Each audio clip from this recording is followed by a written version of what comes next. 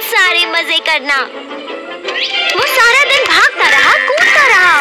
लगता था जैसे उसे कोई इलेक्ट्रिक शॉक लगा हो, या यूं कहिए उसकी बैटरी कभी डाउन होती ही नहीं थी। और फिर जब शाम को अंधेरा हो गया तो सारे रास्ते सुनसान और वीरान हो गए। फेंस की दूसरी ओर से भेड़ियों की आवाजें आने लगी थी और अजनबियों की आवाजें, जिनसे आपको कभी बात नहीं करनी चाहिए। फिर भी वो लड़का सोना ही नहीं चाहता था। उसकी बैटरी डाउन ही नहीं हो रही थी, इसलिए उसने वक्त बिताने के लिए भयानक डरावनी कहानियां सुनाने का फैसला किया। कहानियां एक काले काले हाथ और एक सफेद सफेद भूत की, कालकोठरी के एक दरवाजे की, व्हील्स पर चलते कॉफिन की, बालों से भरे शैतानों की। उस लड़के ने सभी बच्चों को अपनी वो डरावनी कहानियां सुनाई और फिर वो चैन से सो गया। और सोते ही वो सपने में खो गया। अचानक ही उसने सपने में देखा एक काला काला हाथ। वो डरकर जाग उठा और आसपास देखने लगा और उसने देखा कि सच में पेड़ के नीचे से निकल रहा था एक असली काला हाथ। उसके नाखून लंबे, गंदे और टेढ़े मेढ़े थे। छी, गंदा।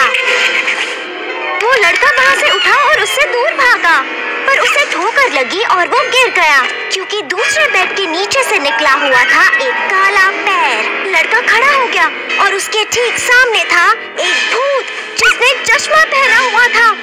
वो पूरी तरह से सफेद था और बहुत ही डरावना भी। अब वो क्या करे? वो एक बेड से दूसरे पर कूदता हुआ दरवाजे तक गया, फिर दरवाजा खोलकर वो चीखता हुआ बाहर निकल गया उन बॉडी पार्ट से दूर। उसने सोचा बेहतर होगा भेड़ियों का सामना करना या फिर उन अजनबियों का जिनसे आपको कभी बात नहीं करनी चाहिए। वो चीखता हुआ रास्ते पर भागा जा रहा था कि तभी व्हील्स पर चलने वाले कॉफिन की हेडलाइट्स उस पर पड़ी। उसने एक गली की तरफ भागना शुरू किया, पर वो हेडलाइट्स उसका पीछा करने लगी। वो लड़का बहुत ही डर गया। वो चीखते हुए बस भागा जा रहा था। अचानक उसे व्हील्स वाले कॉफिन से एक आवाज सुनाई दी। रुको, तुम क्या कर रहे हो? तुम सो क्यों नहीं रहे हो? वो फंस गया था। रास्ता खत्म हो गया था। उसका रास्ता रोका था कैंटीन की दीवार ने। लड़के ने अपनी आंखें बंद कर दी। उसे लगा अब सब खत्म हो गया। अब उस कॉफिन से एक वैम्पायर बाहर आएगा मेरा खून चूसने के लिए। पर ऐसा कुछ भी नहीं हुआ। उसे बस कैंप काउंसलर की आवाज सुनाई दी। आखिर तुम यहाँ क्या कर रहे हो बदमाश बच्चे?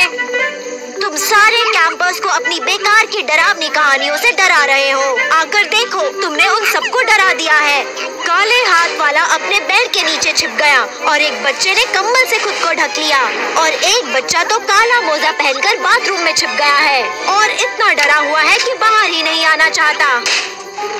तुमने तो मुझे भी नहीं छोड़ा, इस पूरे कैंप के डायरेक्टर को। पता है मैं कब से तुम्हारे पीछे लगा हुआ हूँ और इसी चक्कर में मेरा सारा पेट्रोल भी खत्म हो गया।